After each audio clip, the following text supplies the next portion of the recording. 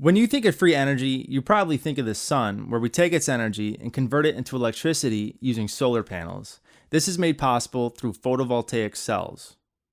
The working principle of these cells requires us to envision light not only as a wave, but as a stream of particles. In simplest terms, these particles called photons enter the cells where they can interact with electrons. This introduces just enough energy to bring the electrons to an excited state where they can then be used to generate electricity. You might also be thinking about wind and water. Both of these sources can generate electricity using turbines.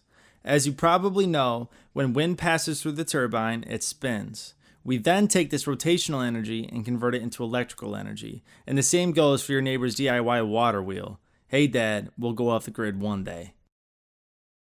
On a larger scale, these hydroelectric turbines use water's gravitational potential energy through a much more dramatic change in height, which in turn generates a lot more electricity. Buffalo, New York was named the City of Light because it was the first city to have streetlights pretty much everywhere. Let's not forget that this was at a time when people still used candles like Winnie the Pooh. Each of these streetlights were powered by the hydroelectric dam at Niagara Falls. And right there's me, thinking about buying a Tesla. So these turbines act on the principle of electromagnetic induction. To keep it simple, when you reverse this process, you get electric boat motors and ceiling fans. Photovoltaic cells, however, rely on the modern-day marvel of the semiconductor. Unless you live under a rock, you use these every single day. In fact, the device you're watching this on right now has between 10 and 20 billion transistors, and each of these are made up with semiconductive materials. We'll get back to this in a moment, so bear with me. We've discussed using energy from the sun, wind, and water, but this is all common knowledge. You probably pass a solar panel on your way to work and not even realize it. Think back to the calculator you had when you were a kid. Remember that little rectangle at the top? And when you covered it up, the numbers disappeared? That was a photovoltaic cell. Now, let's talk about a source of energy that we don't think is important until winter comes. Heat. When we hear this word, the first thing that comes to mind is temperature. This is the easiest way we can conceptualize heat since it's a simple connection between what we feel and the number we see on the weather app. But in reality, heat is a physical expression of energy. This energy is effectively proportional to entropy, which for the sake of this video, we can happily forget and call it excitement. Now, heat by itself cannot be used to generate electricity. We need heat flux. Let's make that word nicer too. We'll call it flow.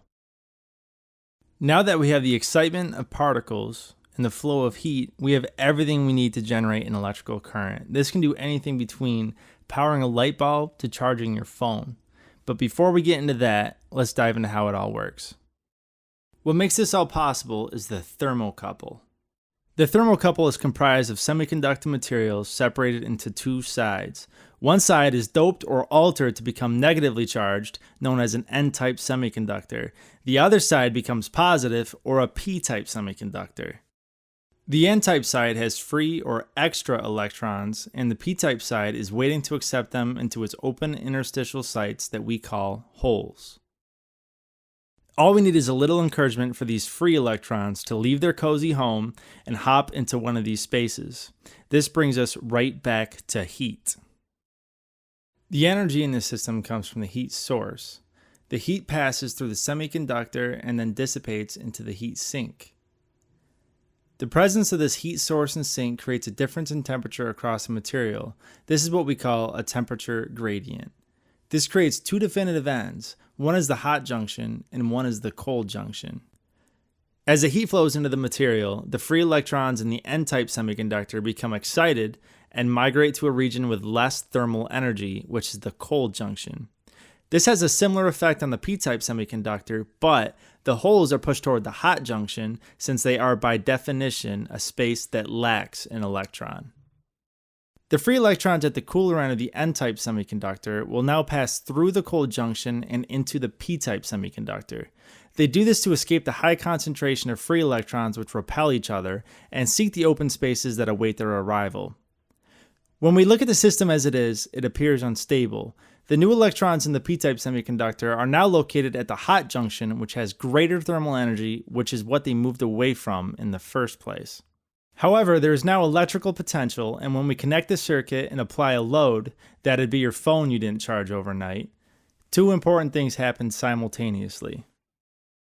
These electrons will now leave the hot junction to be carried through the circuit and toward the load. This by itself will not create the current we need, so here's what else is happening. More electrons from the highly concentrated cold junction will fill the empty holes, and with the circuit complete, new electrons can enter the hot junction of the N-type semiconductor. Just like before, they become excited by the heat source and congregate at the cold junction where there's lower thermal energy. I'm sure by now this is starting to sound familiar. The electrons that filled the holes will be carried to the load once again, and more electrons will leave the cold junction to fill that void.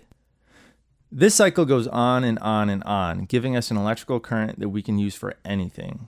This might not be what you would consider renewable energy, but what we can use it for is recovering lost heat and improving the efficiency of things we already use. The movement of electrons as a result of a temperature gradient is called the Seebeck effect, and it's already being used in the automotive industry. The internal combustion engine is only about 30% effective, and most of the wasted energy is lost in the form of heat. This means for every $100 you drop in your tank, you can kiss about $70 goodbye. Doesn't it make sense to try to get some back? Thank you for watching, and don't forget to hit the like button and share with your friends.